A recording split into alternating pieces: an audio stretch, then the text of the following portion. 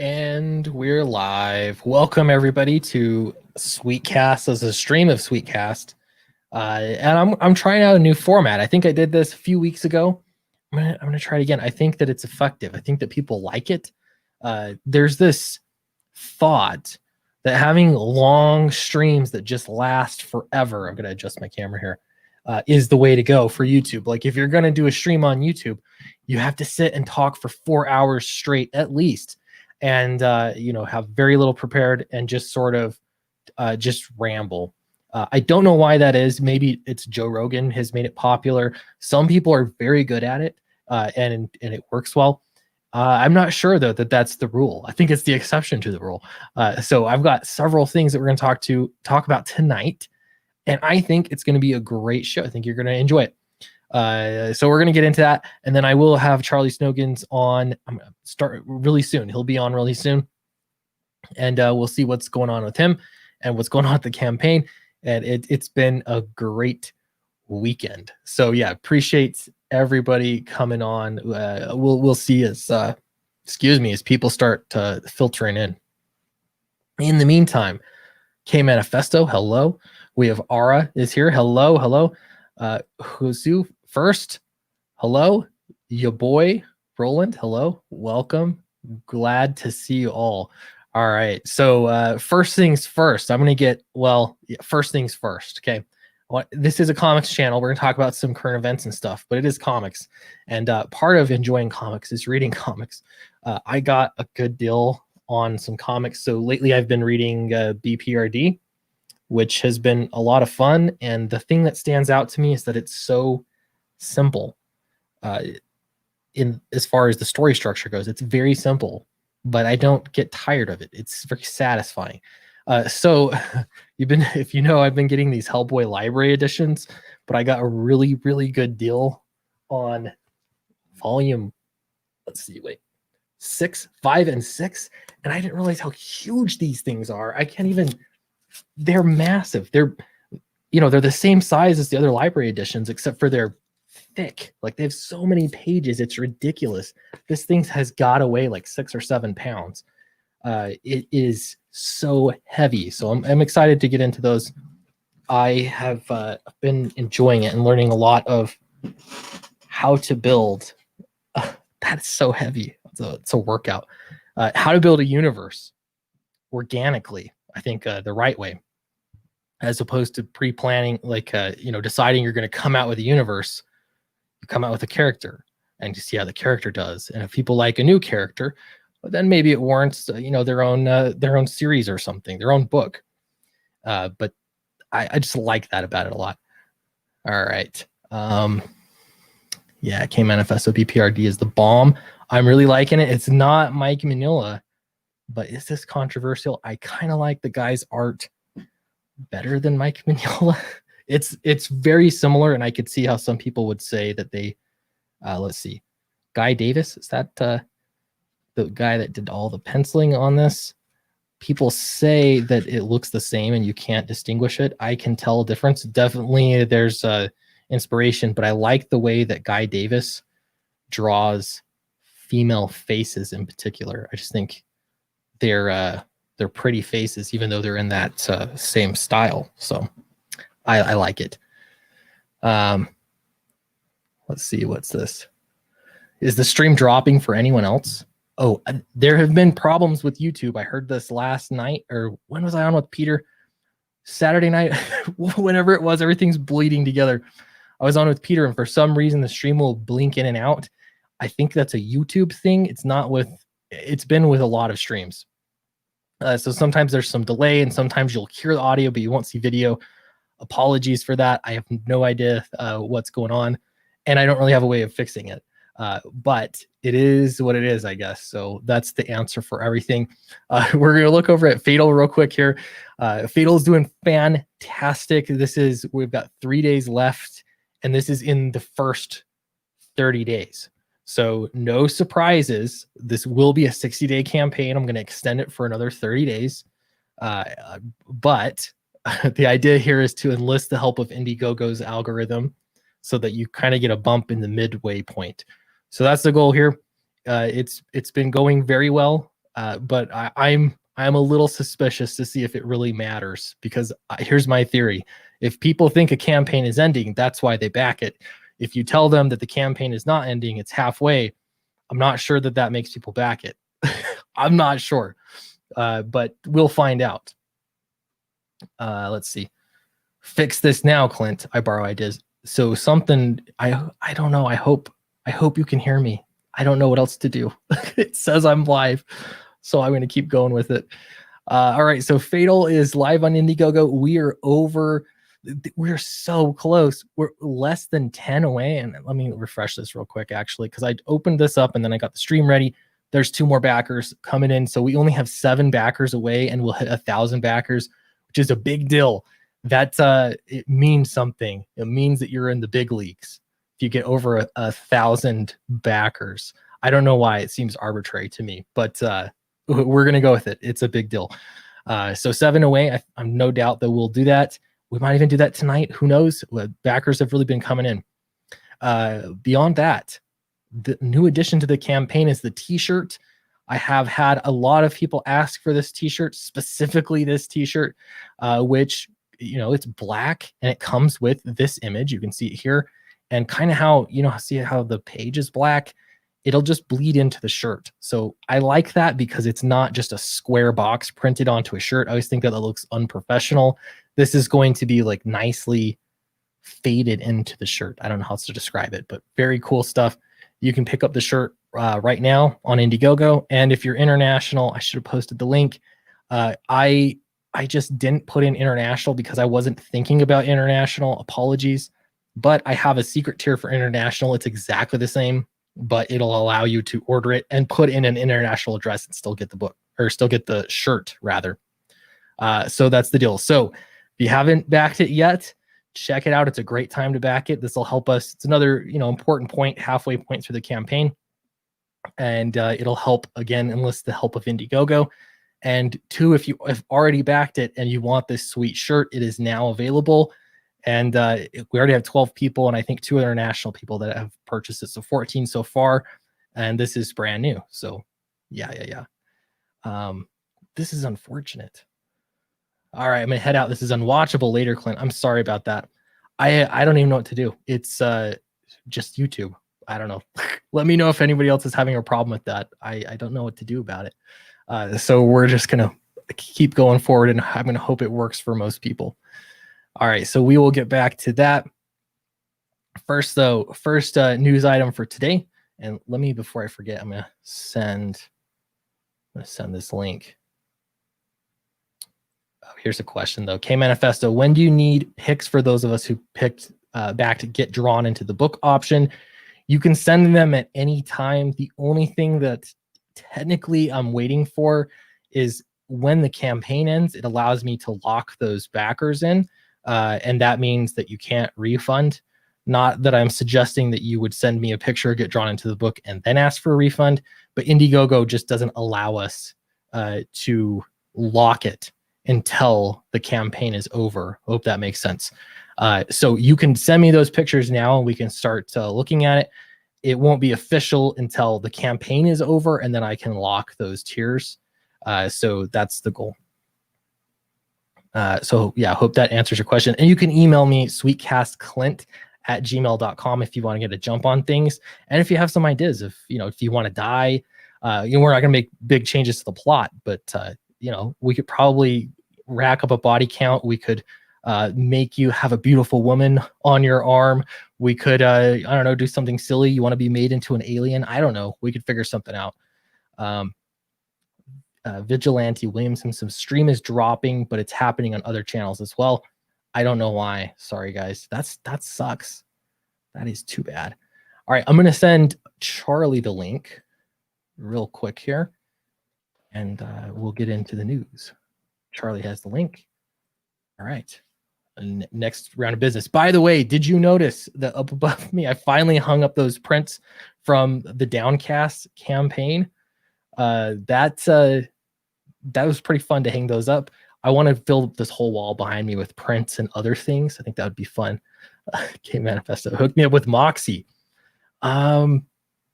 Okay, that maybe, I don't know, maybe not officially in the plot. We're not calling for that, but there's some flirtation that could happen, perhaps. Uh, email me, email me a picture. We'll talk about it. That might be able to happen to some degree. That would be fun, I think. All right, so Jim Lee confirms again that G5 isn't happening at DC Fandom, September 13th. So this was yesterday. And my question is, I didn't see this, but is DC Fandom happening once a week or something, or once a month? It seems like it's happening quite often. We've known, I think last year it was, that everybody was saying that DC was going to do this what would they call it? D5, G5. There we go, G5 event of some kind, and it was going to be the most woke trash that you've ever seen. But now it's not happening. Now, don't get too excited. This doesn't mean that DC's not going to do the most woke trash that you've seen, because we're going to get into some of that. All it means is that they're not going to call it G5. That's the difference, which was a terrible name anyway. You might as well just call it woke trash and just get over with it. So let's see. As part of the new DC timeline, G5 or Generation 5 was to have seen the DC universe relaunch with a new DC timeline, all major characters aged up, being replaced in the roles by other younger characters. Luke Fox would be the new Batman, Jonathan Kent would be the new Superman, Captain Cold Jr., the new Flash, that sort of thing. All right, so that would have made a lot of people upset. No, certainly it would have annoyed a lot of people. Thing is, I guess they change stuff all the time and move it back to how it was. But somebody decided that that was probably a bad idea and not worth it. It just wasn't worth it. The juice wasn't worth the squeeze. Let's see. But without Dan DiDio, things fell apart. It might have been because it was his idea, perhaps. Things fell apart fast, and the shutdown only underlined this. The Generations miniseries was canceled, now reformatted and edited. The free comic book tape title that had been printed was pulped, so it doesn't even exist. If you do have a copy of that, maybe it'd be worth some money. I don't know. Flash forward, story inside, it was rewritten and placed in the flash forward trade paperback. Okay, so I guess it's out there. I don't know. To me, that about says it, but people are still asking about it. I have to wonder, because Static Shock is returning. If that was part of the plan, I don't know, but I've actually seen a lot of positive responses to the fact that Static Shock is returning. We will see. It all depends on how they carry it out. All right. So next news story. This one is brought to you by Data Racer, because he collects all this stuff and just makes life a bit easier. So you may have heard that Gina Carano, if you don't know who Gina is, she is the actress that is in The Mandalorian. She's the returning female character that's, I don't know, sort of a tough gal. And I don't know, used to be in the military or something. I can't remember. I watched the show. I just don't remember the specifics. But she's tough, and she's a good guy. She's on the side of The Mandalorian and Baby Yoda. Well, she's under fire now because she refused to put her pronouns into her Twitter bio. So we're going to get into that. But first, let's welcome Charlie Snogans to the stream. Charlie, how's it going? What up, Clint? I'm off at the Jersey Shore. I have seen no news of any kind. I don't know what's happening. I'm assuming everyone's arguing about riots and masks and pronouns. Yeah, some of that for sure. Yeah, I told Charlie that, we're going to do a bit of a news stream and sort of talk about current events. Probably not so much. We're trying to stay pop culture current events, but it all honestly, it's just become all one and the same, hasn't it? My pronouns are no masks. That's my pronoun. No mask. That you should put that in your Twitter bio. That's all you need to do. I haven't been out in the world at all. You know, when you work from home, there's no switch in social distancing. So I just keep on doing what I've been doing. And now that I'm for a week at the beach, you really don't see anyone on the beach in masks. Occasionally you see someone and you think, you're wearing a mask at the beach? That's okay. But I went to a bar tonight, and they wouldn't. Once you sat down at the bar, they'll let you take the mask off. But to walk in, you have to wear the mask. Isn't that silly? Yeah, it's just so It bizarre. doesn't make sense. Yeah. All of the activity is going to be in the bar without the mask, but we have to walk past the hostess with the mask on. It's just bizarre. It seems like nonsense to me. It's become a social custom or something. I don't know. Yeah, it's like going out to eat, and I've gone out to eat a few times at a restaurant since this all started, and it's the same thing. You're wearing your mask; it's a formality, and then you sit down and rip it off and eat. Do you ever think about trying to explain what was happening to, I don't know, the founding fathers or Ben Franklin? Imagine having to try and explain this to Ben Franklin. Ben Franklin would punch you in the face if you explained to him, yeah, we're just walking around. Everyone has to wear masks to to go to a bar. You mean to get a pint at the local pub, you have to put on a mask? And he'd say, yeah, it's demanded by the state governments. He'd punch you in the face. He'd tell you, I know. It's true. Don't be a pussy. Get out there. Yeah. Benjamin Franklin, he would know too. I've got many a disease. It's never stopped me. He has a limp. He has gout. He has nursemaid knee. He had a climactic poobah, falling down syndrome, forgettable old man. That's not to mention scabies, syphilis, I think too. Yeah. And when he was, I'm sure when he was in Maryland, he had everything. I'm sure when he was in Maryland, he got crabs. You know, probably did. Or you went to France? Yeah. When you go to Maryland, that's what they're famous for: crabs. They're crabs. But as long as you're wearing a mask, I guess it's okay. Yeah. Well, here's another one too that I think is just gone so crazy. So first it started with, I'm going to put pronouns in my Twitter profile so that I can be a good person. Now it has become, you better put Twitter pronouns in your profile so you are not a bad person, essentially. So now it's like the mob enforcing the rule on everyone else. So here, Data Eraser has collected all of this for us to make it nice and easy. And Gina Carano, who is an actress in The Mandalorian, added boop, bop, beep to her Twitter name. And that has a lot of people very, very upset. Have you heard about this yet, Charlie?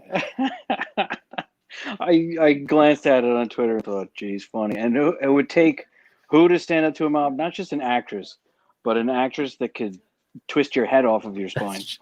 It's true. Using just her ankles and one Hirachi. Yeah. MMA fighter. One day she'll fight Cecil. I'm sure that'll happen, but in a cage fight.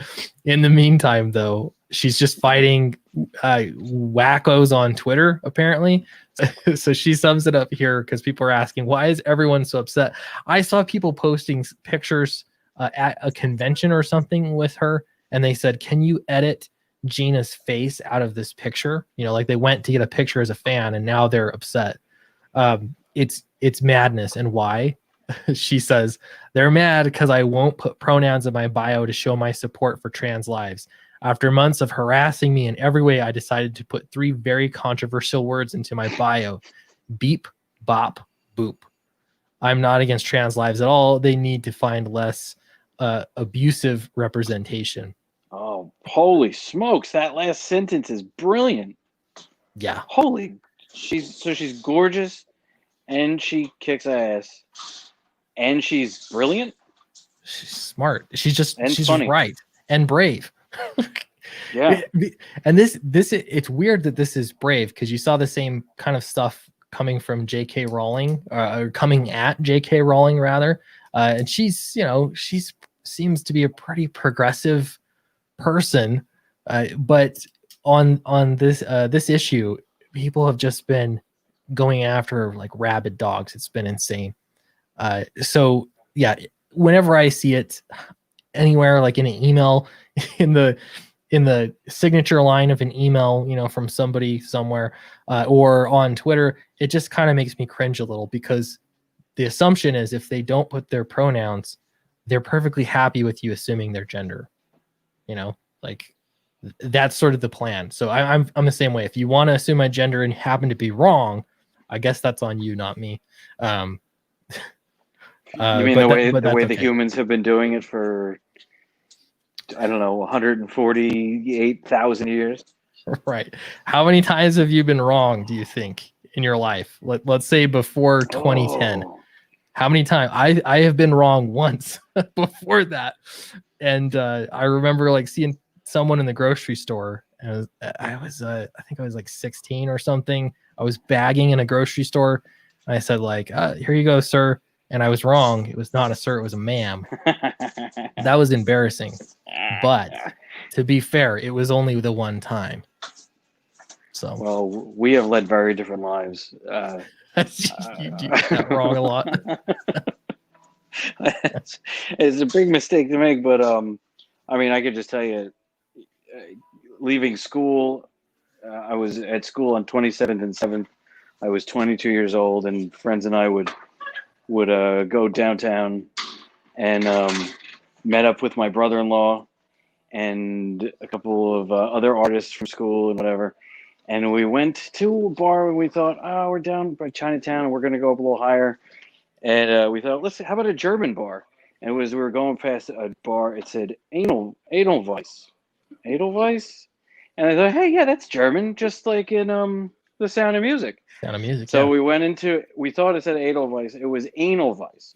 And it was not just a German bar. It was a crazy, it was some sort of, this is in 2001 maybe, in the middle of Manhattan. And it was some kind of trans bar. And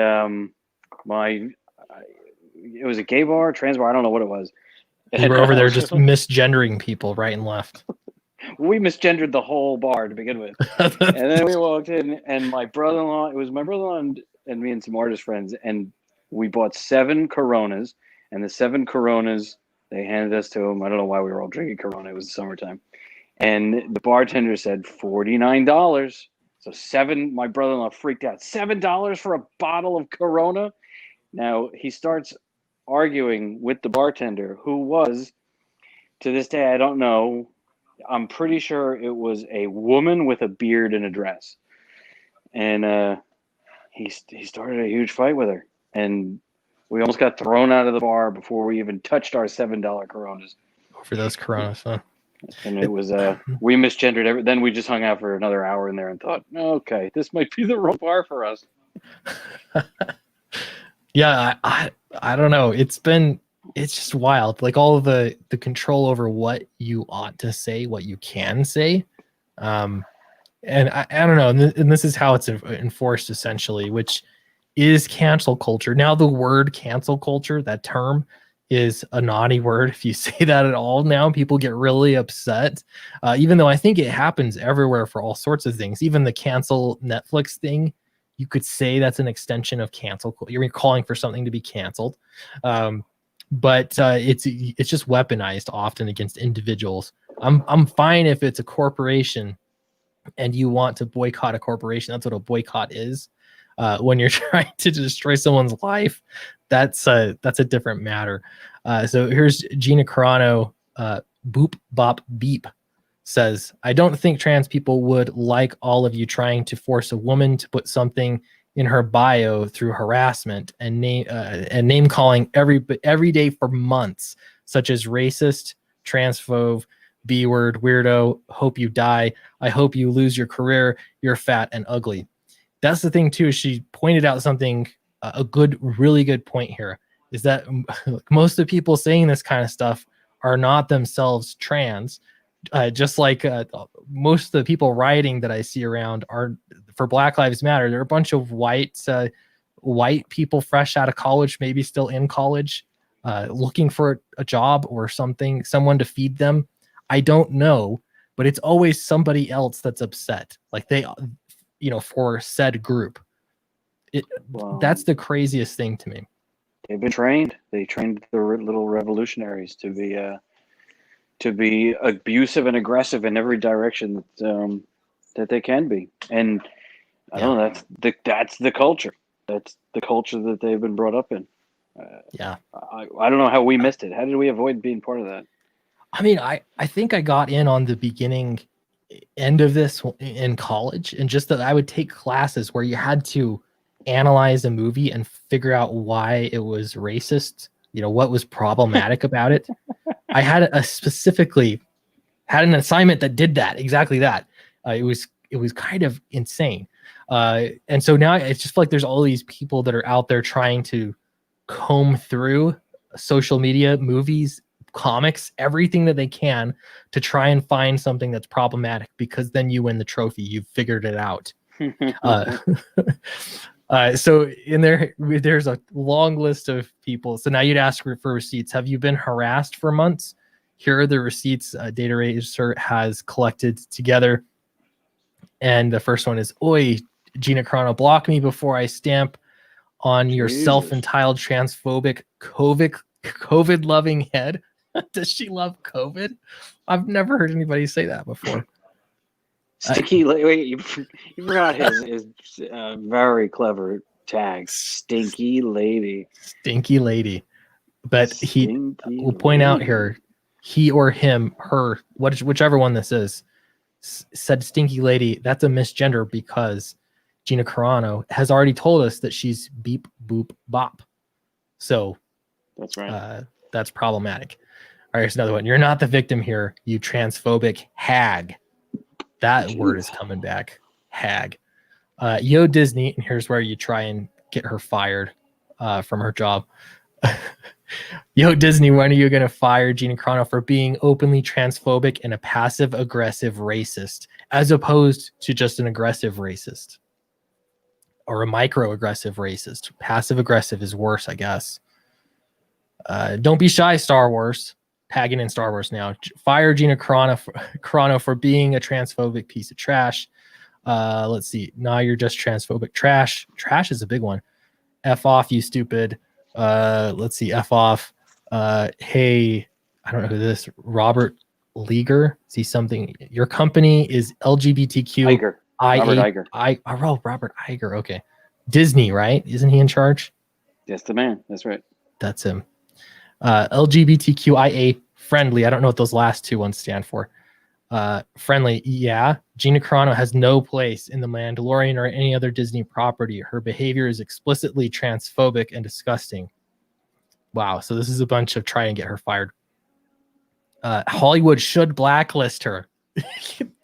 This is now open. If you say that there's a blacklist in comics, they will go blue in the face telling you there's no blacklist in comics. Same thing in Hollywood. And now here in the open, they're saying she should be blacklisted in Hollywood. This is hilarious. COVID lovers. Yeah. "Shut up, you transphobic." Let's see. "Gina Carano isn't even a good actor or actress," I'll add. "And now she's a transphobe too. Oh, she's a dumb rat." That's a new one. "Hey, Gina." Yeah, some of these they're pretty bad. It just keeps going on and on. I'm not going to read through all of them. This is intense. So there's 3 pages now stacked full of tweets of people that are very angry at Gina Carano for beep, bop. Boop, beep, bop. I'm sorry, I misgendered you, Gina. And they're just coming Gina. at her. I just want to see her since she's so proficient. I would just love to see the scene of her in the underground parts of Hans Island, like Bruce Lee, just dealing with fool after fool as they charge her, and she just dispatches them with the utmost of ease. Kick to the head, nunchuck to the torso, roundhouse, backflip, punch. Just each one of these morons. Could you imagine them trying to go after her? We've seen these pathetic soy boys coming at people. They're ridiculous. They do it all the time, and they have that vegan complexion. the pastiness, clogged pores. I don't know, but the thing is, you can react to it in 2 different ways. One, you could take the Gina Carano route and push against it or make fun of it because it is ridiculous, or you can apologize, and we've seen that probably more often. We know the apology doesn't work. It doesn't work. You're still going to get the same treatment. It just doesn't matter. And here, what's happening now, and the trending thing here: J.K. Rowling's new book is being called transphobic by activists. So crazy world. Just 5 years ago, J.K. Rowling was the darling of the Twitter leftists, and now she is transphobic. This is insane. But we do know it's a false market read, right? We know it's just, if they could just see past. The problem is, if you're looking at Twitter and you see 1,000 people hating on somebody, and then in your meeting in an office building in Manhattan, 3 suits say this is a problem, and they all think the same thing. They don't have the foresight to look past the room and see that the wide open market is just beyond that, where nobody has these problems with us. Right. Yeah. Even through all the responses that are clipped here that we've looked at, you're only talking about a very small minority of people that are just angry and extreme online, that are voicing their opinions. I think like we see the same thing in comics. Most people, they're just not interested in having ideology rammed down their faces, you know?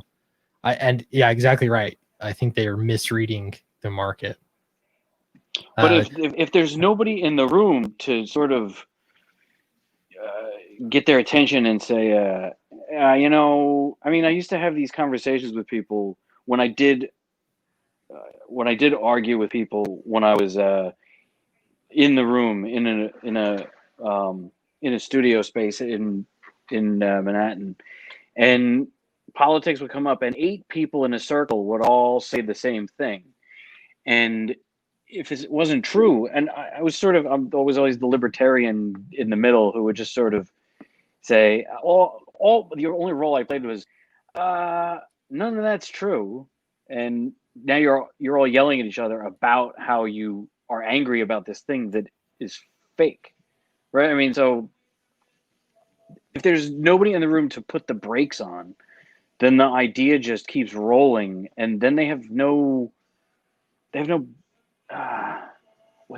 know what, I'm lost for words. They have no bearing. They have no they're in the bubble, and they're bubble dumb because they can't see past that room. It's strange effect.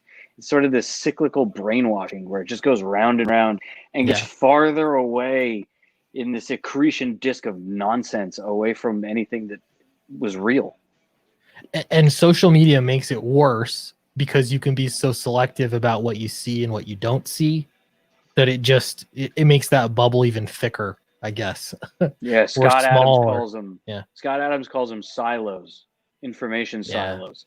So the people are on the 2 sides of the silo. And but we all know, and he's even talking about the left side of the aisle, their silo is just CNN, MSNBC, and they get that same set of nonsense. And the Fox News people, even though they're getting that set of nonsense, they have way more crossover where they see the other silo of baloney. And they at least are aware there's 2 versions of the story. Yeah. You're kind of forced to. If you want to participate, if you want to watch TV at all, you're going to get just the one side, basically, for the most part. I don't know. It's crazy. And then this Metronon's Cube makes a good point here. This happens so often. He says saying boop, bop, beep was a troll reply in 2016 when people would tell others they were Russian bots. She's probably unaware. They must think it's a far right dog whistle trying to troll them. Yeah, and you saw that in 2016 over and over again. Total misreading. Maybe it was unintentional of memes. Remember, Pepe the Frog became an alt-right symbol, or not alt-right, like a Nazi symbol, white supremacist symbol, the OK symbol, like all these things. They don't get the internet, which is the funniest part about all of this. Milk became racist. It's just so white. Why has it got to be white?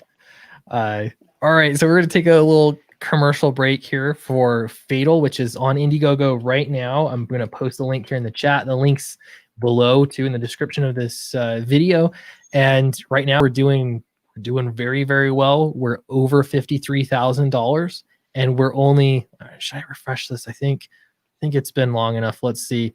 Holy cow, we're 5 backers away from 1,000 backers. I could feel That's it. a big deal. It really is. I can taste it. So close. We do have, I included the t-shirt here, the t-shirt tier. A lot of people asked for this. And so this has just been posted relatively recently. So if you want the t-shirt, now's a great time to snag it. And the great part is it has to ship separately anyway. It doesn't make sense to ship your shirt with a book. So we're shipping them separate. So, feel free to, if you've already backed it, you can get this here. So it's not going to be used as protective packing for the book. So just wrap the book in the t-shirt and then wrap it in cardboard and put the Sweetcast tape or the Sweet Comics tape around it and send it out that way. Yeah, we could do that. That would make me die inside a little bit though. I like books to be nice. It drives me crazy. The other thing too is we have now 5 of these limited print sets. This is another thing that ships separately. If you want to support the campaign even more, these are signed and numbered by Charlie Snogans, which makes them, just have that personal touch. You can get a head sketch. 15 people have taken us up on that offer, and there's only 2 slots left for getting drawn into the book. Charlie, we had a really specific question about getting drawn into the book tonight, so we'll talk about it.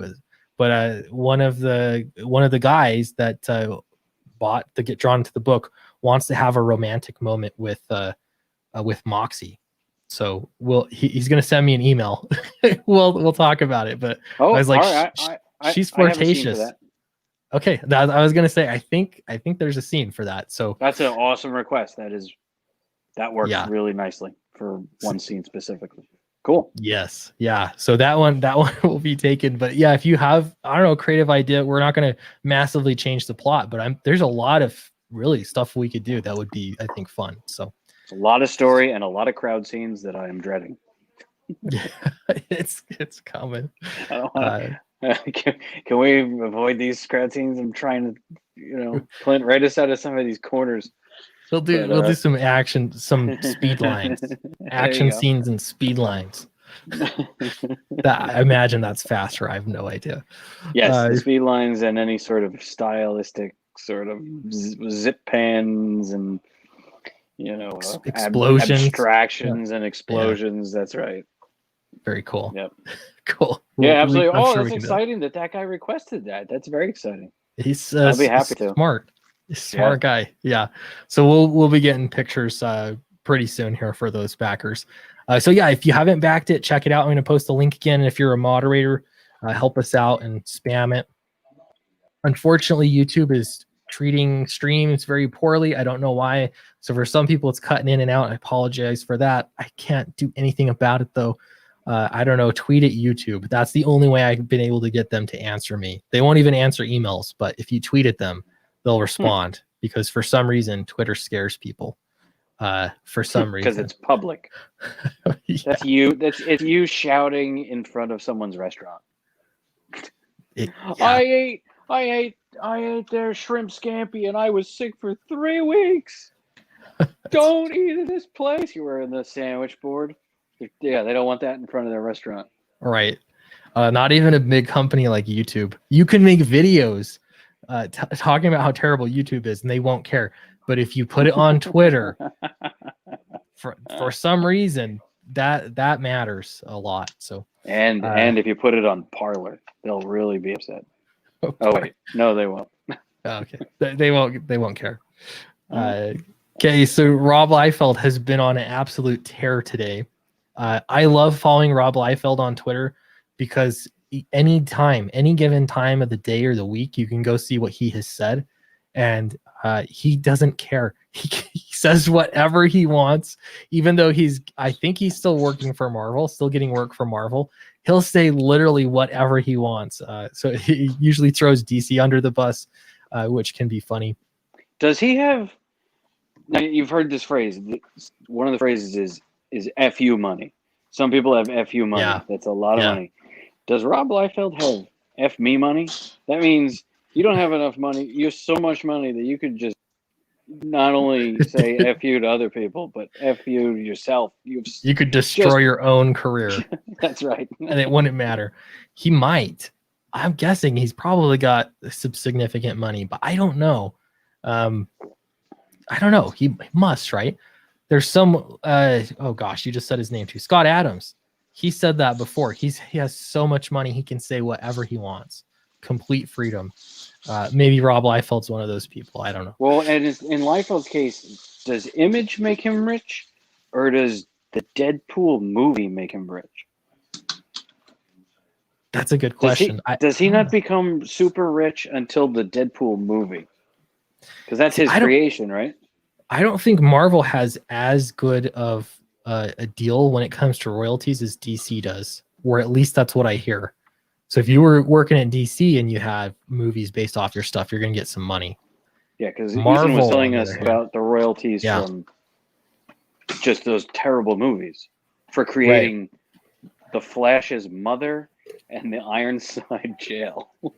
He recreated the jail and the mom of one of the characters and got, what did he say, 150 grand from the awful Justice League movie? That's a pretty rad royalty to walk into. I know. How did I? Yeah, I want some of that.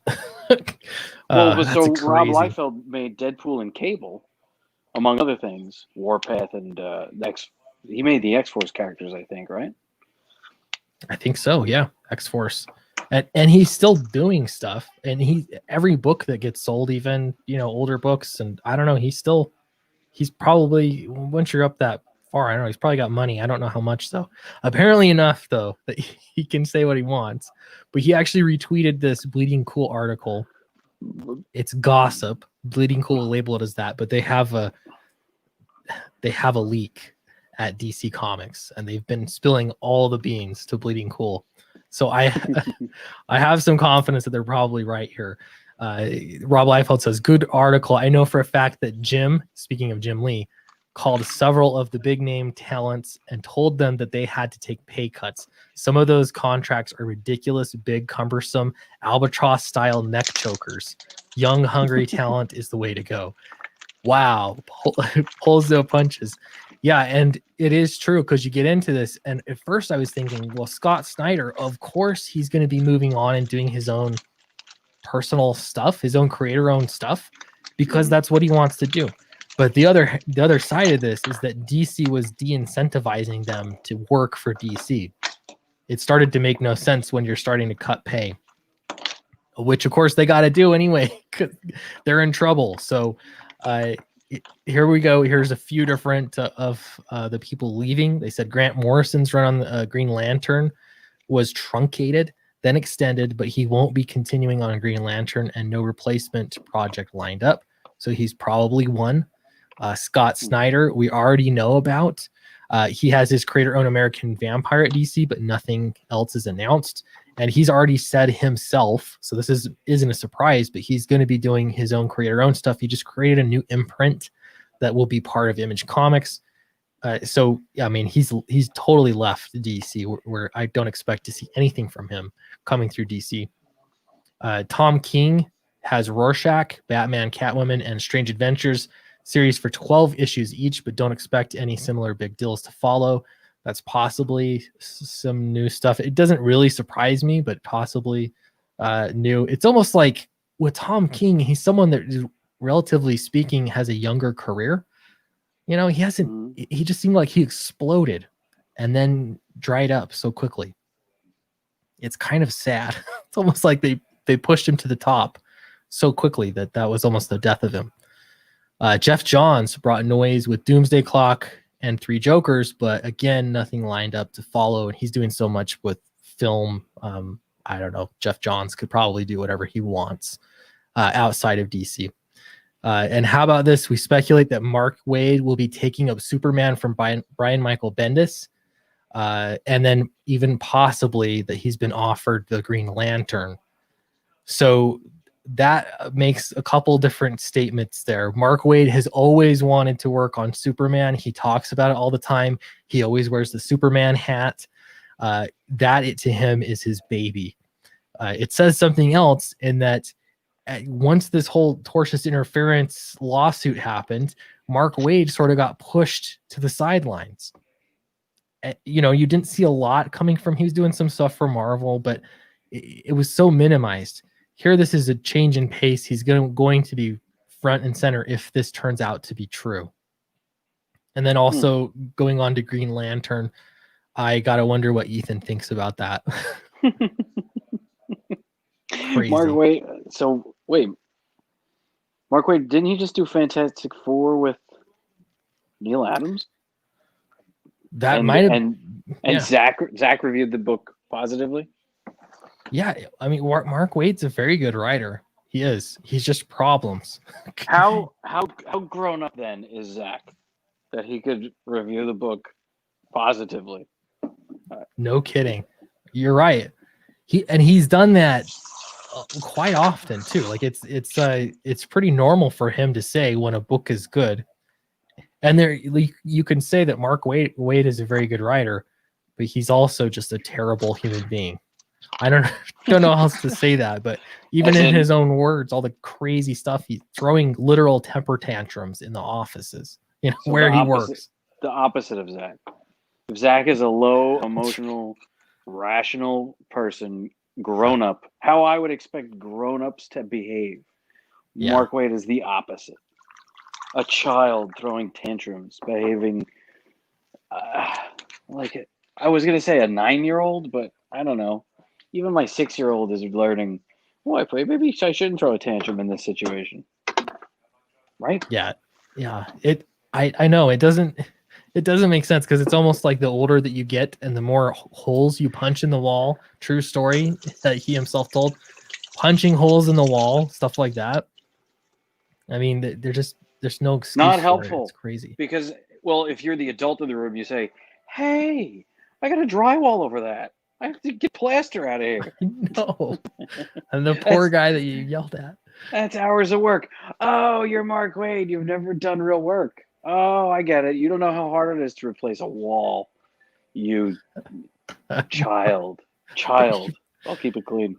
I appreciate that. You've only ever written comic books, so yeah, it doesn't make a lot of sense. Cam here makes a good point. He says Wade's best is okay. Mostly he's meh. That's a good point too, because when Zach started, anybody that he criticizes, okay, to be fair, there are some people out there that will see, hey, if you are critical of a book, you get more views on YouTube. And so, there's no surprise. Like, there are people that are incentivized to be very, very harsh on comics, and they're going to hate a book no matter what because it gets them views. Zach is not one of those people. Otherwise, he wouldn't make most of his videos, it seems like, on comics. You watch him and he's like, he tries to be fair about it. Or he'll say that they're good, or he'll say that they're bad. But the only thing that sticks out is when he says something is bad. And I guess that's enough to get the attention of the writer, which is crazy. Well, also for a long time, Clint, you and he were rooting for the industry to stop what it was doing and sort of turn itself around. And I kept watching and thinking, they're not stopping.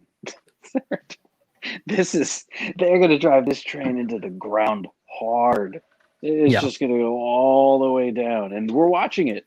I mean, what was it a couple weeks ago when Jim Lee said, we're going to revamp it and do the books, yada, yada. But don't be for sure know that there'll be even more diversity and inclusion and yada, yada, blah, blah, blah, buzzword, horseshit, buzzword. And you just think, if that's what you're even mentioning in your reappraisal of the situation, then you're not doing it right. Yeah.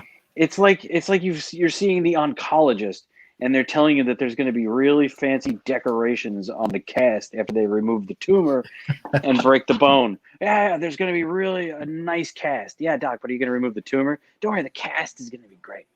Thinking, I don't think you're thinking about the right thing here. What's going on? It's almost like so you'd say like, well, they're not listening to you anyway, but they are listening. They watch these YouTube videos, many of them. And I've had some comic book creators, some pros, tell me that they've watched my video, that's critical. And I don't even think I'm that bad. Like I think I'm pretty mild, but they watch, they all watch Zach's stuff. So part of this is not that they're doubling down on it because they think it's the right thing. Maybe they do. Maybe some do. But they're also doubling down because they're making the right people mad. They'll say stuff like that. Like they're specifically going to, cut their nose off to spite their face. It's How much of crazy. it is I listened to RJ of the island there, the fourth world, and he always talks about Sana Amanat is connected to Democratic Party politics directly and is in charge of content. And so my question is, how much is it directly a political on purpose? How much of it is sort of, some people are saying, oh yeah, it'd be more fun to write them as ladies, because I can understand that. If you've written Green Lantern for 333 years, for year 334 you're thinking, all right, let's switch it up and make everybody different. Okay, that's normal. But how much of it is, no, we've really got to hammer this political agenda home? Right. I never know that divide. Yeah. I think it used to be like, at some points it's experimenting with new things. I think that's a really good point, because it does get stale, or it can get stale. But then you'd see other things like, what would be interesting is to write a Green Arrow story where he gets red pilled, because he's typically like, he's the Democrat. He's, but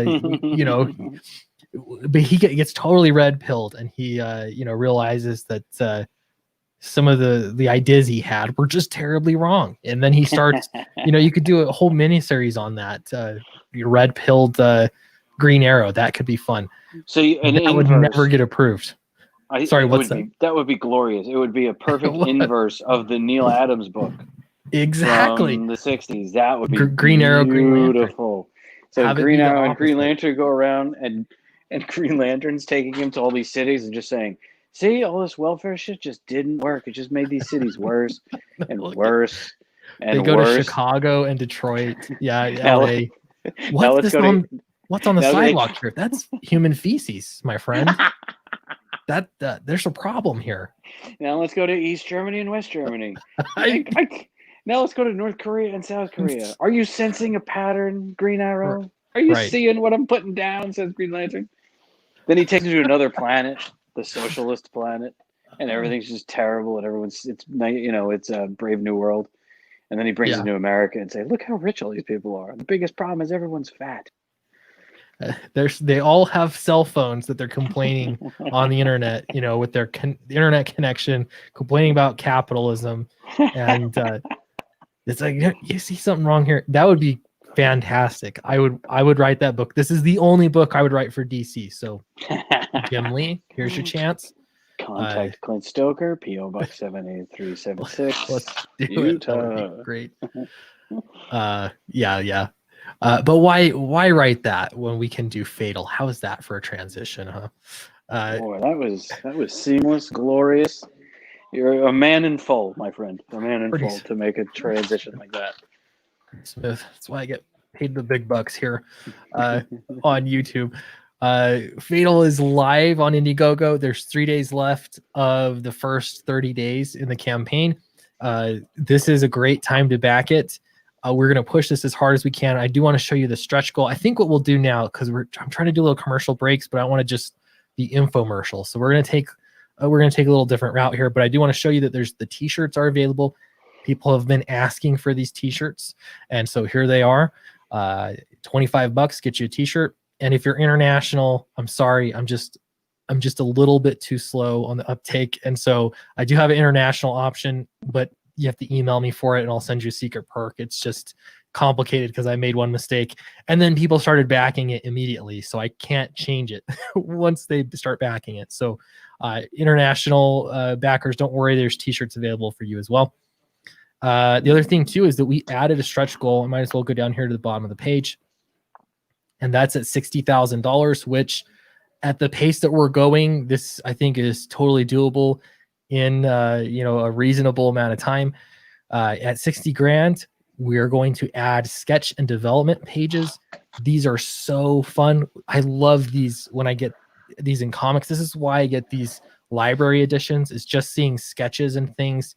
And this will be the things that Charlie was sending to me, and some of our ideas. It might even be fun to have little clips from original emails or something of us brainstorming some ideas, little artifacts like that to sort of put into it. So yeah, I think that would be a lot of fun. So at 60,000, that'll happen. It'll be in the book, and so we're actually going to raise the total page count to 64 pages, just to accommodate for fan art section and sketches and development pages. So at 60,000, the book gets those items. I want to show you all the trailer. Let me. I've got to share the screen like a professional though. So hold on. Share screen. Share audio. That's the key. All right, here's the trailer for Fatal in case you hadn't seen it. We've received a transmission from the planet Thandra. Shall we give it a listen? I'm calling you because my planet is sick. And not the monarchy, not the royal guard, not a single person on this spinning rock seems to care. It started gradually. First, it got into our heads. By the time I realized something was wrong, by the time I woke up, they were already here. Things look perfect at first glance, but that's how the aliens work. That's how the invasion starts. A slow boil. I'm calling you because I can't trust anyone here. You're off planet, you're a professional, and I'm afraid we might already be dead.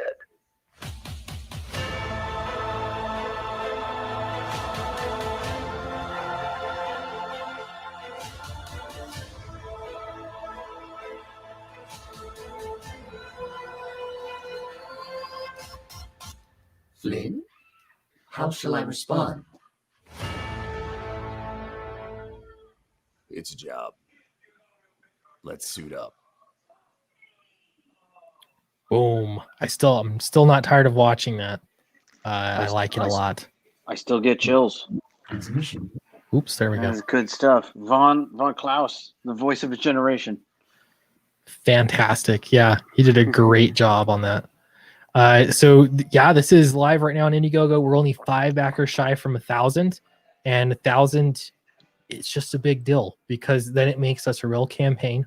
It makes us not really, honestly, it makes us a heavy hitter. Once you pass 1,000, that says something. It makes a pretty big statement. And Heavy also hitter. heavy. What channel that was? In the late 90s, for whatever reason, I was listening to some brief span of my life. I was listening to this hip hop channel, and between each song, they would say, heavy hitter. And then it would play, I don't know, 50 Cent's Wankster. And then after that, it would play Missy Elliott's, let me flip it down, flip it in the verse. It's your Yeah. In between it would say, heavy hitter. And I was like, I like that. Now here comes I Clint. remember that one. Heavy. But I'll be called heavy for more reasons than one. So that I'm looking forward to that. That'll be great. I'm gonna refresh this because I don't know. We'll just see what happens here. Now we're at 998. We're 2 backers away from 1,000 backers. Heck yeah, I'm so excited about that. If you haven't backed it yet, this is a great time for you to be. You could grandstand in the chat and tell us that you were one of those 2 people that pushed us over. Whatever you want, Oh, dude, for the first time, being sort of new, and I always had, anytime I listened to you or Ethan or anybody stream, I had all my notifications were off. So I only ever caught streams after. I never heard them live. So, because if you're an artist and you got to keep your head down and keep working, you can't keep seeing bings on your phone. Your phone is designed to grab your attention. So you got to shut the notifications off so you can concentrate.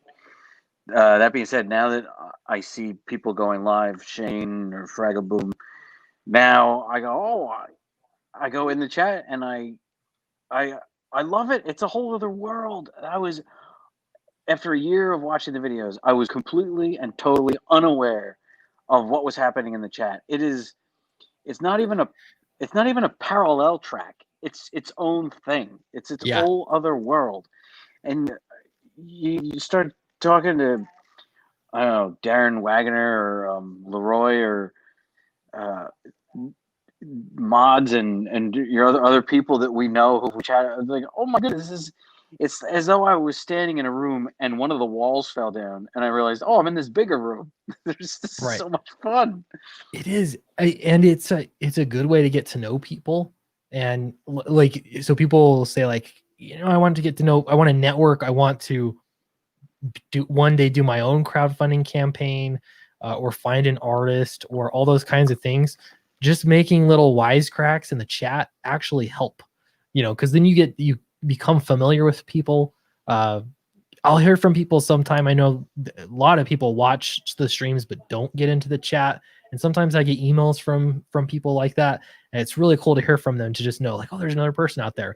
But I don't know, like looking at the chat now, AL, sci-fi for me, so many, Marsh Makes Comics, Cam, like so many of these names I see all the time. Stefani, seeing your name right now, but it's just cool to see so many names in the chat, and you kind of get to know at least the avatars that way. Aaron Olson, that's another one. Yeah. I love it. It really is fun. It's a whole other world. You suddenly, I mean, you're in the chat, you're suddenly talking about, I don't know, steaks that you had at some point. It has nothing to do with what's happening on the conversation. Yeah. And some of the it. best comedy too. I'll just see the best comments sometime that totally get missed in the stream, but they're pretty good. All right, so we're gonna look back at the campaign. Hopefully those two backers are out there.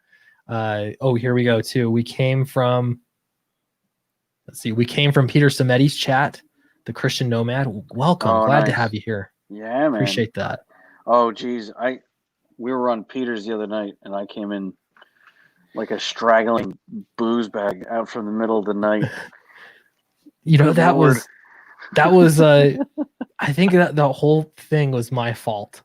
I sent Peter a semi-apology. Not an apology, but sorry if I was too drunk and my camera was tilted the wrong way. And anyway, I hope I made you laugh. No, you did. The thing is, it was like, so I said, hey, do you want Charlie, me and Charlie to come in? He said, well, let's have you first and we'll get Charlie later. And so I was thinking later in that stream, but he was saying another time, like later. So as the stream went on, I was thinking, uh-oh, did he forget about Charlie? So that's why I like on live on the stream, I was like, hey, let's get Charlie on. I could have just kept drinking. I had no idea what was happening. Yeah, it was all. It ended up being just. It was funny. I think. And then I got the call into the big leagues and thought, oh no, I got to strap on my pants and get back out there. I was just ready for bed. Eric Weathers, where is? I haven't talked to Eric in a while. I know so I didn't send the link out to the whole group tonight, but my streaming schedule is I haven't been doing regular streams I've been doing streams on Monday, but they haven't been like your power was out for a week. My power was also out. But tomorrow night I am going to do a stream and I'm sending it to the room. So Eric, if you're available, I know he's been moving, but if you're available, that would be fantastic. Because Peter Sameti is launching his Indiegogo campaign, which I got a sneak preview of, and it looks really, really cool. Like, this is an exceptional campaign, I think. So I'm going to get on. I don't even know if Peter can come on the stream or not. He's probably got all sorts of streams lined up, but I'm going to stream anyway to talk about his campaign and, of course, Fatal. But yeah, I'll send you the link, Eric. So my streaming has been so weird lately. And of course Battlebrick Road and Battlebrick Road, Monster MD, all that good stuff. Creeping up into 90. It's creeping into 90. I spent all last week packing and the weekend moving. My internet is shite right now. But if it get fixed tomorrow, let's stream. Yeah. Cool. Yeah, I'll send the link Yeah, I know how moving goes. That's no fun. Yeah. So we got over here at DC Comics. Let's see, Rob Liefeld. This is the last story of the night. The last planned story of the night. I'll say. I think this was pretty good though. I had things planned. We've been moving. We're promoting the book. People have been watching, despite YouTube being a little weird. For some, it keeps cutting out. I hear, but 75 people have been watching. I think up to 75. So here's another Rob Liefeld comment. No, I'm not coming back to rescue twice in one lifetime. This is New Mutants. Savage. Wait, that's Rob Liefeld. Is that the professional artwork that's going into it? I think so. This is from Newsarama. Let's go. Let's follow the news story here. A lot of people were posting that's their this promotional work that goes into it. I thought this was Earthworm Jim here in the front here. Who is this? No, that dude's I can't remember, but I remember maybe Sienkiewicz made him up. And I think I'm saying his name wrong, but Bill Sienkiewicz had that amazing character. Then I don't know. I recognize Warpath and I can't remember anyone else's names, but there's the fake Wolverine girl in the tree. Those are all kind of new. Yeah. What's her name? 23. I don't remember her name. Yeah. Wolverine's daughter. That one. I've never been a big New Mutants. I don't think I've read a single New Mutants book actually. Well, yeah, full that's disclosure. That's the cover. That's the cover. That's pitiful. Come on. Welcome to the Wild Hunt. But I just love that Rob Liefeld just goes right for the throat. Even though he was literally, was it 1 year ago that he was doing the X Factor or whatever books for Marvel? I think he might still be doing stuff for Marvel. He's just going to say what he wants though. I'm telling you. Hilarious. He's just ready to stomp anybody into the ground. And this is Vita Ayala. Zach will have I think he already made a video about it. Actually, I haven't watched it yet. Will take over as writer of Marvel's Dawn of X and Era of X titles. Starting with New Mutants number 14 in December, the publisher has announced. Launched by co-writers Ed Brisson and Jonathan Hickman in 2019, following the relaunch of X-Men line with the House of X and Powers of X limited series. This is changing an awful lot from what everyone was so excited about these House of X and Power of X books, because it was Jonathan Hickman doing something very different, or at least that was the perception. And it seems like it has just been a slide over time, and it's going to be an even bigger slide as as things go on, as apparently as December hits. Well, wait, I have such a big question. All the things that you listed when you said here's this talent at DC that's going to be limited in the way that it wasn't before. I don't give two rats' tails about who the writer is. I'm saying this to you as lovingly as I could, from the artist to the writer. I don't care. I read those X books because Pepe Larraz drew them. Yeah, that's all I cared about. And now they're going to sell this tripe with that second-year art school kid cover. That's pitiful. And all the names that you listed before were all writers. Where's Pepe Larraz going? Is he still going to do it? I don't think so. Where's Jorge Jimenez? That dude is rad. Are they staying? Is he staying at DC? That's all I care about. Artist Rod Reese, who has worked on the series since its launch, will remain. So so I don't think this is his cover. I could be wrong, but I've seen his style looks very different to me than this. I hope so. The interior stuff I thought looked okay. I thought it did. We got super chats coming in. We might have to go look at the campaign again. Hold on here. Dakram for $10 says, "Hey Clint, know anybody who's looking for an artist for anything? I have a friend who's a great artist, but he's in a bit of a tough spot right now. So I'd love to throw him some work if possible. Can you share like direct us to a portfolio or something? You could even email me. I'm always curious to see artists. Email me sweetcastclint@gmail.com. I'll be honest. I just look at the portfolio, but if it looks good, I'd pass it around for sure. I always have people out looking for artists. So and paid work too. So, and thank you for that $10 super chat. I really appreciate that. If you're in the chat and you're looking for an artist, maybe hit Dakram up and see if you can get connected. Darren Wagner for $2 says, Hail Charlie, number 1085 backers equals 999. Let's look back at this campaign now. What up, dude? That's all. I just mentioned him because 1000. I kept chatting with it. We did That's awesome. Right. Hail, salute, everybody. Cheers. That's beautiful. 1,000. 1,000. That's a big deal. And we're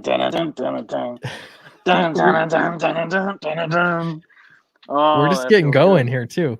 We're getting going. It's just the beginning. We're just at the front end. Ooh. Well, it's not. What is yeah, resident antagonist tiger. It's not the end.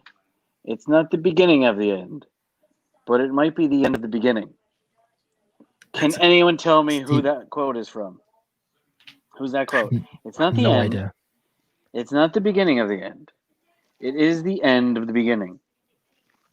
How about that? Can anybody tell me who said that? Whoever says that gets a high five, virtual high five. I thought you were about to do another giveaway. It's over 1,000 Dragon Ball level. Is it 1,000 in Dragon Ball? I thought it was. I don't know. I'll take it though. Dude, that cartoon.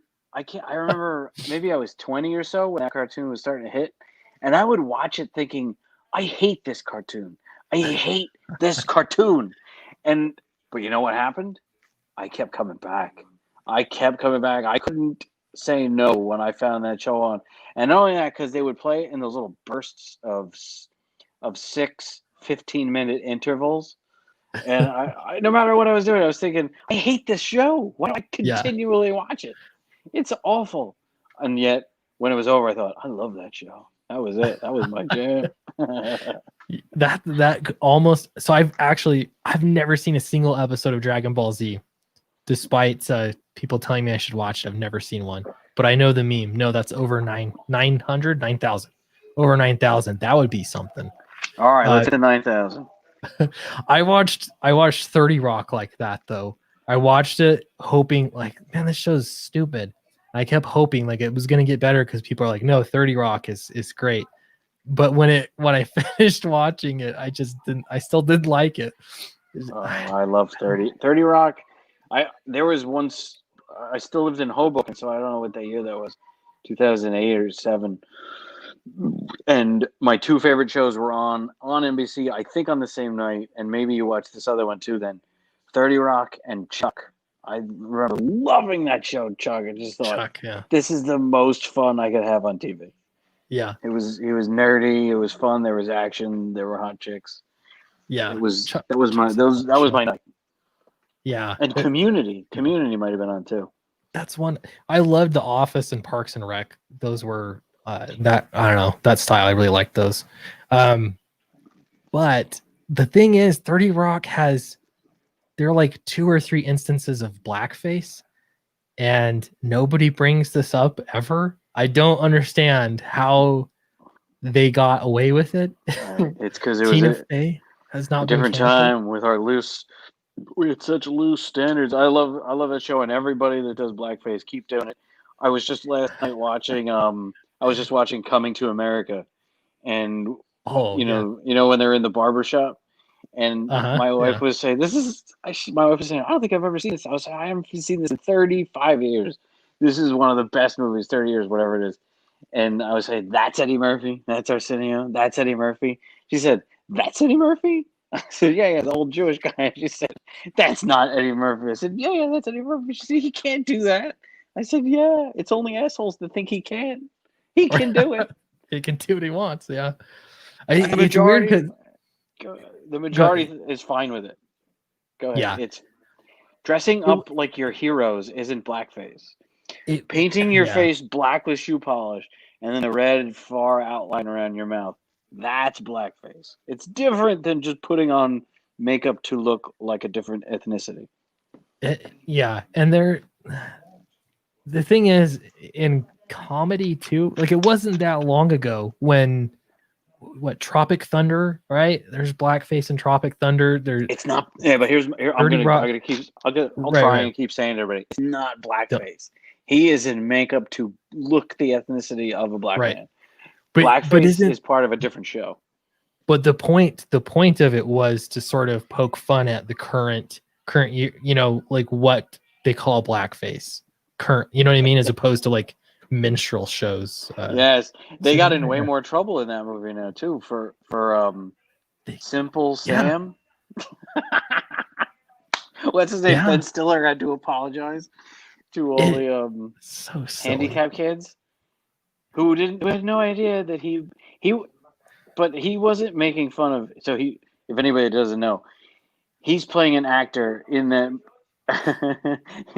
It's a mud fan. He's playing an actor in a movie who thinks to get an Academy Award he has to play a handicapped, mentally challenged guy. So he goes. They call it full R, tard. I don't want to get you hit your channel hit. Yeah. Oh, Vigilante Williamson, Black and Love Tropic Thunder. That's right, because it's funny. It's so funny. It's because it's not black people that are upset about it. And like, right. I don't mean to like change or trample over. That's always the case. Sorry. They so I lived in Detroit for a little while, like inner city Detroit. And if there's one guy, a friend of mine used the term African American, and he almost got beat. And that's why I learned like no, the term African American is academia. They're the ones that came up with that. You don't call people that. It's like a Well, it's not only that, it doesn't work. What if it's a Jamaican that moves here? Are they an African American? No. What about a black person in England? Are you going to call them an African? That doesn't even sort of make sense. The line doesn't make sense. It's control tactics to control the population, to get them to put them in the situation where they have to be corrected. That's all. Yeah. We're part of Detroit. It says Vigilante. Part of Detroit. So I lived on West Grand Boulevard. I was not very far from the hospital. What was it? Henry Ford Hospital. I lived in an apartment building there, and there's a high school next to it. West Grand Boulevard. Did they medically treat injured cars in that Henry Ford Hospital? Sorry, I couldn't resist that joke. There was just some of the weirdest things. Like I remember one time it was like 2 a.m. and there were tanks driving down the street. Why? I have no idea why. It was a line, a convoy of tanks driving down the street. Was it gangbangers with awesome artillery, or was it? I don't know if it was police, military. I have no idea. But it was like armored vehicles and a legit tank, like one tank, I think, and then armored vehicles with big guns on top. I'd have no idea why. It was weird. I'm from Detroit. Yeah, here we go. I'm from Detroit. No one used to say African American. No kidding. And then I went to college after this experience in Detroit, and my professors were trying to say that the politically correct term is African American. And I knew if you said that, you were going to get beat. Maybe not. People would smack you. That's not the preferred terminology.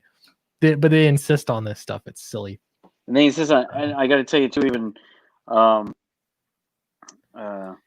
Jasper, do you want to read? Yeah. So I was there. Let's see. So I was in Michigan in November 2005, and then I left in November 2007. So it was right before recession time. But I traveled around a little bit. I was in Ann Arbor, closer to the recession. But Detroit, I was in like all of 2006. I was in Detroit. Yeah, around West Grand, center West Grand. So small world, huh? Yeah. So the one guy corrected us. He said, "I'm a black man." Oh, dude. Yeah. I'm not that. Okay. I never forgot that. Yeah, I think black dude was what I called all my friends. He's a black dude. And then sometimes they're Puerto Rican dudes. And then sometimes there's the Puerto Rican dudes that look white like Ricky Martin. And sometimes there's the Puerto Rican dudes that look black like Bernie Williams on the Yankees. You know, my mentor in advertising was a Puerto Rican black dude like Bernie Williams. So, is he African American? He's from Puerto Rico. Yeah, It it's doesn't make sense. just call him by his first name, perhaps. Yeah. That's right. Vigilante Williamson says, okay, so almost near downtown. Yeah, not far from downtown. I'm from Detroit, and I was never like being called African American, but it's world better than people of color. How did they get away with people of color? It's Once I heard gibberish. that terminology, I'm like, wait a second, that's one step away from a racist term. You know, it just makes no sense. Yeah, he says, black dude, keep it simple. Yeah, agreed. I've been working for 15 years, and the scripts for a storyboard used to say, you know, a black guy walks into a room, and then it would say an AA man walks into a room, and I would always have to ask in the meeting, an AA man, is he an alcoholic? And they would always say, no, Charlie, he's an African American. And I always think, I hate all of you in this meeting. Why would you say that? It's so weird. He's an alcoholic. As I was drunk in the meeting. That's how white people talk to each other that have never met a black person. You know, I've never met a black dude. They get around and make up terms that don't offend each other. Yeah, and people of color sounds like I'm tripping. I was in the forest, and when I left, I saw people of color, man. There was one spiraling, and one had polka dots. All the people of color. One was purple and green, and then it switched to zigzags. It sounds like an acid trip to me, people of color. We're the people of color. What about the people of no color? Right. Of no color. Here come the blank people. We're the blank people. Yeah. Do you ever see Futurama? We're from the neutral planet. We wear gray. And then they ask him, what's your opinion on this, people from neutral planet? We have no opinion. Yeah. This is all nonsense. Latin X. I just barely learned what that meant like last week or the week before. Someone told me. That's a silly one too. I have a question that goes one step farther, because I'm Italian and the family got to America. So you're going to call black people who have been in this country for 400 years African American, and my family got here 100 years ago in the 20s, and they're not ever called Italian Americans. They're just called Americans, right? Mm. But so Latin then. True. You enter the census. So we're Italians. And in Italy was Rome, and in Rome they started Latin. And the Latin languages and the Romance languages. Are Italians Latin? And it's not too confused with Hispanic, because Hispanic is something else, right? So Hispanic is maybe the South America, Mexico, Hispanic, yada, yada, yada. Are people from Spain Hispanic? Or... Yes, all about the book is right. They're just Americans. I never felt so American, because maybe, especially growing up, I was much more man of the left. You could call me an artist in art school, and I had the wonderful chance to go to Italy and study Renaissance paintings.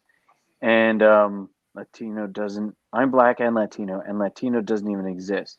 There's Mexican, Guatemalaco, Salvadorano. Coruscant, and we don't like each other, so that's true. Thanks, I work with this Puerto Rican lady, and she always tells me like there are all these other divides, you know what I mean? So don't lump us all in together, you know. Yeah, one of my people. I have an agent. He's black, and he always talks about the arguments about who's lighter or who's blacker. Or who's don't even talk to her. She's Dominican. Yada yada yada. I was thinking, this is a whole world of. I mean, because when my relatives came here, they weren't listed as Caucasian. They were listed as Southern Italian, because that was listed as a different ethnicity apart from European Caucasian. What they were listed as, I don't know, because they're dark in the South Italy, and in the Northern Italy they're blonde with blue eyes, like Swiss. So it was seen as totally different. And, you know, we were the original Latins, right? The Latin America stuff, all those Latin America stuff are called that because the conquistadors, the people from Spain and Portugal all went there, and Italians went there too. But that's why it's called Latin America. It was because the wasps ran America. If you noticed on like the census or like any college application, it used to say Caucasian, and now it just says white. Why that? Who did that offend? I don't understand why they changed that, but it's all gibberish. It's so stupid. It really is. I can't even figure it out. And I don't know. I feel as though in Manhattan, people used to agree with that, but I've been out of that city for a good 10 years. I don't know if anyone agrees with that anymore. It seems like people want more of that divide. I don't know. What does that achieve? I don't know. It'll change again. All the terminology will change again. I bet 5 years from now it'll be totally different because that's what it has to do. But I've been thinking I probably won't do this, but I would like to write a book in theory. Write a book about this kind of sensitivity training or stuff that they do, for corporations and things of what words to say, what not to say. I saw an interesting study that was about camaraderie between races.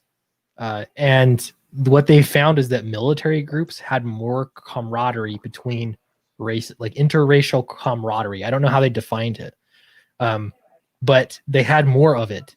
And that was because they had some other thing that was defining them as a group, which was they were in the military together, they were Marines together or whatever. And so you can have, like, if you have something else that defines you, then it actually has a more of a uniting effect, so to speak. If you're picking race, that's the thing that you talk about all the time, then you're going to separate along those lines more. And I don't know, it gets a little bit more complex, but I'm like, I want to write a book as to why those are those kinds of trainings are nonsense and not helpful. But that probably caused me some problems. All the people are coming out of their same schools where they had the same teacher for 18 years, and every teacher had the same gospel that they preached to them in that room. And so they all believe it. And then they all come out of those, the cathedral. Have you ever heard Michael Malice? He talks about the cathedral. Yeah. Pedro. 1980. It's right. Well said. It's right. Michael Malice calls the schools, the media, and one other thing, the cathedral. And they have a gospel. It's religious leftism, and they preach it, and they preach it up and down, and they come out of that and they go to where you were, Clint, and they continue preaching it. And it's heresy if you disagree. So write your heretical book, Clint. I know. I want someday maybe I will. I'd rather write comics, but I just keep thinking. Oh, absolutely. We have people get paid a lot of money. They're professionals at race mongering, and they get paid to go speak at universities, speak in corporate boards or whatever. They're going to go to Google and they're going to speak to all the employees at Google, and they're going to say, I wrote this book that says why it's racist, basically why you're racist, and they get paid all this money for it. So I want to make a book that's like why those people are nonsense. There's got to be a book out there somewhere, but they just make it up. Like in a lot of them, their sources they're citing, they will cite themselves in other academic journals that they themselves have written. So some of this stuff's just it's crazy. I don't know how it passes. Well, you know why they're doing it then, right? They're all getting paid a lot of money to do it. Why are they doing it? That's why they're doing it. It's as though everyone saw. I mean, it was Thomas Sowell said something along the lines of, "You're going to stop Al Sharpton from doing what he does. He owes more in back taxes than you make. So you want to explain his? It's hard to explain the reasons that anyone does anything. So we know he makes a ton of money, and now everyone they've glimpsed the schematic of that model, and they said, "Hey, me too. I'll raise hustle. Just bang bucks in this business. Just keep the hustle going." You're So let me do it. unquestioned. You're Michael Dyson's another one I think of. Listening to that guy talk drives me crazy. It's just word salad. Yeah. But yeah, you just say it. You're gonna make money. Write a book. Sources don't matter. It's crazy. Well, I think I'm gonna wrap up the stream. Charlie, it was really good talking to you. I think this was a good stream. I want to do more like this where I've got a plan. I think it works well. So appreciate you coming on, everyone. We got now we're over 1,001 backers. 3 days left to go. We are extending the campaign, and no bait and switch here. We are going to extend the campaign for another 30 days, and I expect this to keep on climbing. It's really picked up over the weekend, and this week, today has been fantastic as far as backers go. Yesterday we were at 51,000. Today we're at 53,000 and a half. So it's been good. If you haven't gotten your t-shirt, you can get that now. It's a great time to support it as we want to support the campaign. Some great artwork and some clothes to put on your back. That's a good way to go. Or if you haven't backed the book, please do. This is going to be, it really is something special. I can't wait to get it into everybody's hands. And hit that like button. Hit that subscribe button. That's the other part. You're right. You got to say that, man. I know. The thing is, I planned this all out. Like, hey, we'll do ads for Fatal in between. I also need to say hit like and subscribe too, because that makes a big hit difference. that bell for notifications. Yeah, because do it. I've been a notifications off person for all this time, and I'm only just realizing how useful it is to have notifications on. It's nice, especially for live streams. Thank you guys, and thanks so much for all your support, everybody. It feels it's so cool to just know that there are people out there that want us to make comics. It's really awesome. You guys are super supportive. 6 figures for Fatal indeed. Simeon preacher, hallelujah, amen. Let's do it. 6 figures. That's full speed ahead. Let's hit those 6 figures and sail past it to as we make the entirety of the book and be drawing people into it. That's right. It'll be awesome. People that flirt with Moxie. What happens might as well. What happens to them after they flirt with Moxie? It might be up for discussion. We're not gonna make any major plot changes or anything. She's a honey pie. Could I ask you one thing before we close it down? Sure. Yeah. And maybe even put it out there to the chat. When I do post from this little page over there on the right side there, I click that little bird to tweet it, and I tweet it out there, and the picture goes out. And right now it's the 2 girls. Is that the right picture to have out with it? Is that what gets everybody's eye? I think the first page that you have, scroll down a little bit. Scroll down just a little bit. One. I think that one should be the page that gets posted when you say, "Hey, back Fatal." Yeah, that's good. I have rotated images. The Facebook one is delayed by like a day. Or the Facebook/Twitter one. So it is a little bit of a delay. But I changed it to a different one. But I can make it this one. I'll do that. Can you make it that one? And if will. It's long, yes. make it straight across so he's sort of right in the middle there, and crop it. All that cool stuff would be cool. Yeah, I think it was nice to have the girls for a while. Maybe go back to Flynn. Yeah. Yeah, it's good to rotate it.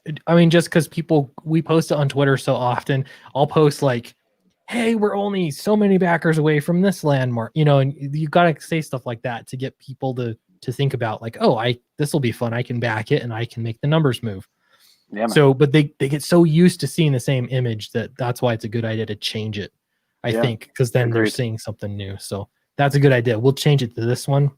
And don't forget to tag me when you post the landmarks. Cause I did it today. I did it. Somebody today. said, "Hey, congratulations."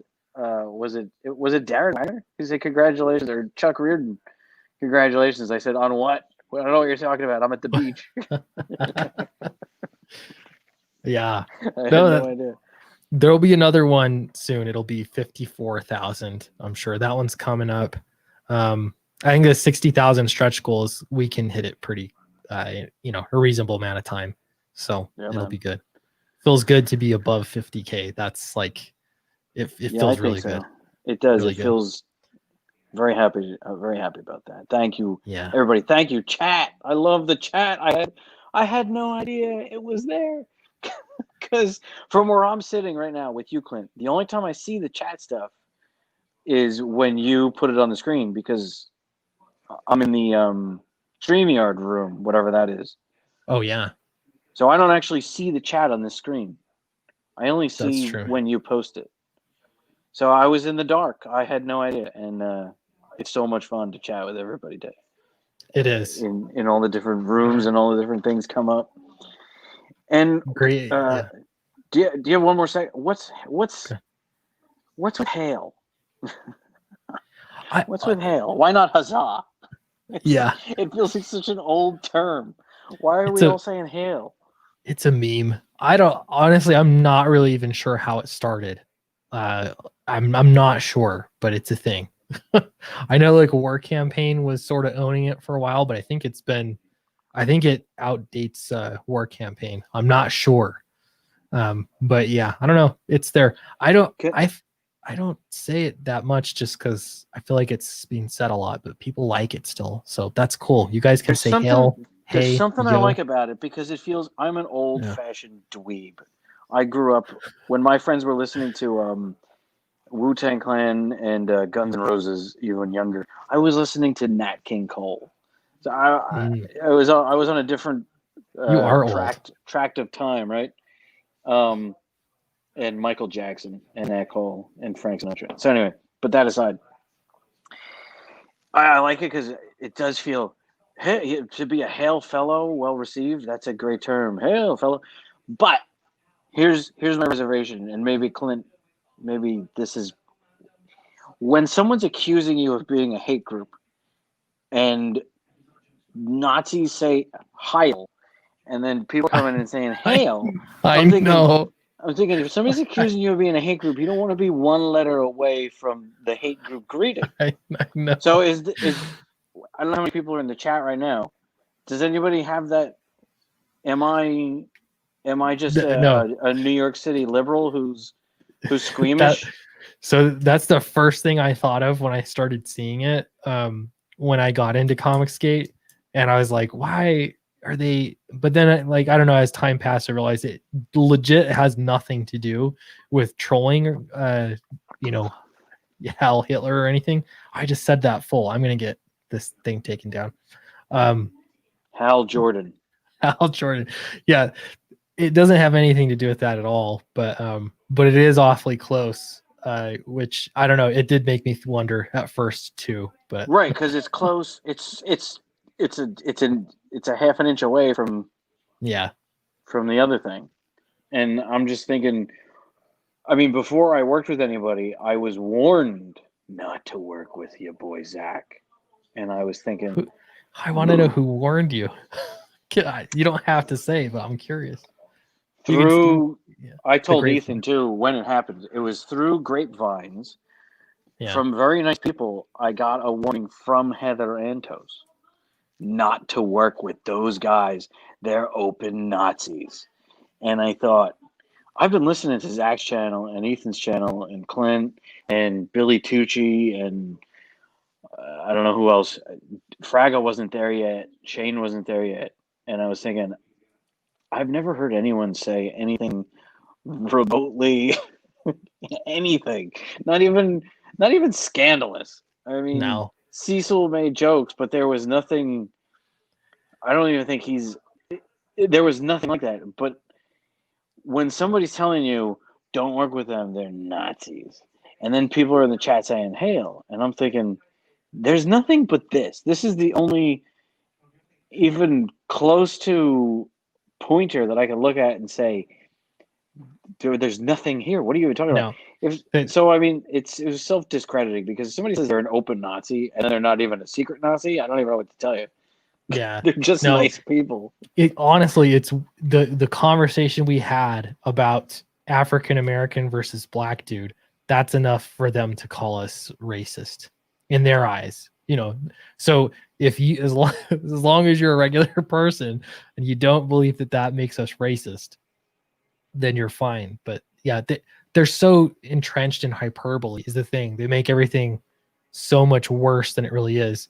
The funny thing now, it's like Heather Antos is what a publisher for, no, she's a editor for a publisher that is going through bankruptcy, right? Valiant's in serious deep trouble right now. So I don't know. It kind of goes to show like what that was worth, I guess. But I'm glad you didn't listen to Heather Antos or through the grapevine from Heather Antos. Well, no, I mean, I was coming from a different job. So and when I see people arguing, like, again, like children, that a 9-year-old would say, "What's wrong with you?" That I was just thinking, I don't know. I've worked for Colgate for years. I've never asked them how they vote. I don't care. It's not a thing. Who cares? It's so strange. I don't know. Anyway. Yeah. This one I love from Pedro. Let that sink in. Pedro Ang. Are you also part Asian? Ang? But he says, I like being called a white supremacist by white SJWs. It makes my day. Isn't that the weirdest thing? It's again, most of them are just white college graduates with nothing else to do. That's it. That's what it would be. Anyway. They've been so schooled in the cathedral to believe, and they all face in the same direction on the same kneelers and face and repeat after me and say these things. You can't expect them to come out of all that schooling and all that corporate life. It was as if somebody would be in a church every day and praising Jesus and then come out of the church and not praise Jesus. Right? Only theirs is nonsense. Yeah. I mean, it takes some time, but I think there'll be, I don't know. I've seen so many people like eventually be like, yeah, I was a little extreme back then. I hope that it's more and more people it wears off and people realize it's kind of ridiculous, but who knows how long that'll take. I want people to see video footage of themselves 5 years from now of them wearing their face masks. And hopefully it'll be even worse than 5 years after the 70s in 1985 when you showed them photos of themselves wearing bell bottoms and just saying, "Look at those bell bottoms. They were bigger than your shoulders. What were you doing? It's giant bell bottoms. What was that fashion?" I think hopefully in 5 years you'll say, What were you guys wearing face masks for? What's wrong with you?" And then they'd say, "Boy, I wish I could punch myself in the face." Yeah. I'm getting douche chills looking at old pictures of me in a face mask. I seriously think the whole cancel culture, like Twitter rules the world thing, that's not gonna last. I really think that there'll be a time where we look back in history and it'll be like that time people were really fervent on the internet with, it'll be, it's gonna run out. There's no way it can continue forever. I think it'll be looked down upon. All right, I'm going to wrap up the stream. Appreciate you, Charlie. Really good conversation. Appreciate everybody for watching and backing the book. That was a great stream. I think it was a lot of fun. Thank you, Clint. And hail the chat. Hail the chat. I love the chat. I do. And tomorrow I'm going to post a regular video, and I'll be back with a live stream tomorrow night. And I'm going to be promoting Peter Simetti's campaign, whether he can come on or not. I haven't even talked to him at all, but we're going to talk about his campaign anyway. So be there, be square. I'm going to have some talk, we'll talk about current events too. It'll be fun. So thanks everybody, and we'll see you tomorrow.